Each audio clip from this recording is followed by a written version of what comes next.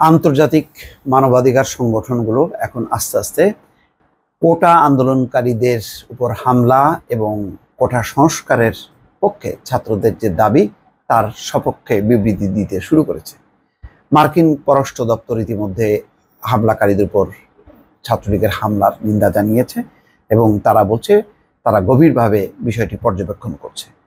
Amnesty international খুবই একটি গুরুত্বপূর্ণ মানবাধিকার সংগঠন আন্তর্জাতিক, তারা বিবৃতি দিয়েছে। কোটা সংস্কার আন্দোলনকারীদের উপর হামলার ঘটনায় বিবৃতি দিয়েছে আন্তর্জাতিক মানবাধিকার সংস্থা অ্যামনেস্টি ইন্টারন্যাশনাল।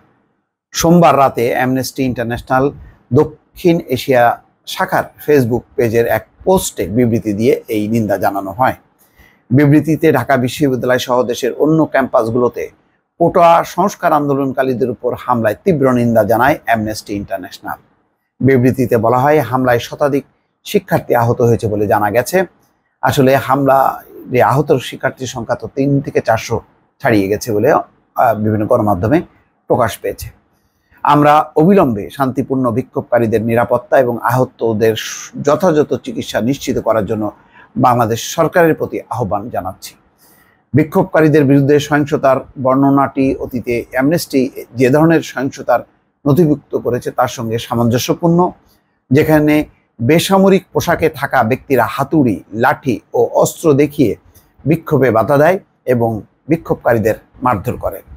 পোস্টে আরও লেখা হয়, বাংলাদেশকে অবশ্যই আন্তর্জাতিক আইন, নিজস্ব সংবিধানের অধীনে জনগণের মত প্রকাশের স্বাধীনতা এবং শান্তিপূর্ণ সমাবেশের অধিকারকে সম্পূর্ণভাবে সম্মান করতে হবে।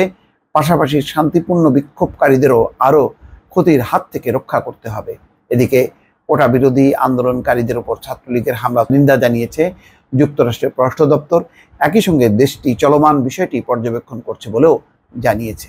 সোমবার স্টেট ডিপার্টমেন্টের নিয়মিত ব্রিফিংয়ে সাংবাদিকদের প্রশ্নের জবাবে এভাবেই বলছেন। তার মানে কি, এই ধরনের ঘটনা, যে ঘটনাটা ইতিমধ্যে ঘটেছে, এখানে আওয়ামী লীগ ছাড়া সমস্ত রাজনৈতিক দল কিন্তু এটা নিন্দা জানাচ্ছে এবং এটি একেবারেই রাজনীতিকরণ যেটা বলা হয় সেটি হয়ে গেছে।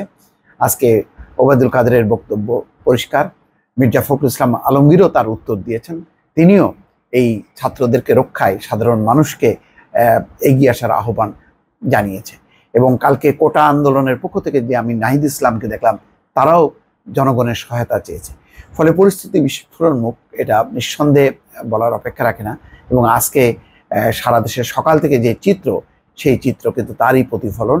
বিভিন্ন একেবারে সায়েন্স ল্যাব থেকে শুরু করে মিরপুর, তারপরে বাড্ডা, মেরুল, বিশ্ব রোড, সমস্ত জায়গায় কিন্তু যে যেখান থেকে যেভাবে পারছে শিক্ষার্থীরা কিন্তু দলে দলে নামছে। ফলে পরিস্থিতি খুবই বিস্ফোরণমুখ, এটি বলার অপেক্ষা রাখে না।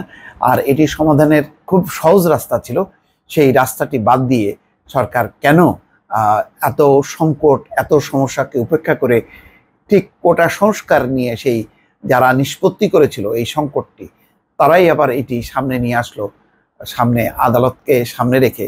এটা বোধগম্য না। এর পেছনে কি কারণ থাকতে পারে সেটি বোধগম্য না। কিন্তু এই ঘটনাটি যে আন্তর্জাতিক সম্প্রদায়েরও এখন দৃষ্টিতে চলে আসলো, এটাই এখন গুরুত্বপূর্ণ একটি বিষয়। দেখা যাক সামনে কি হয়। দর্শক ভালো থাকবেন। আল্লাহ হাফেজ।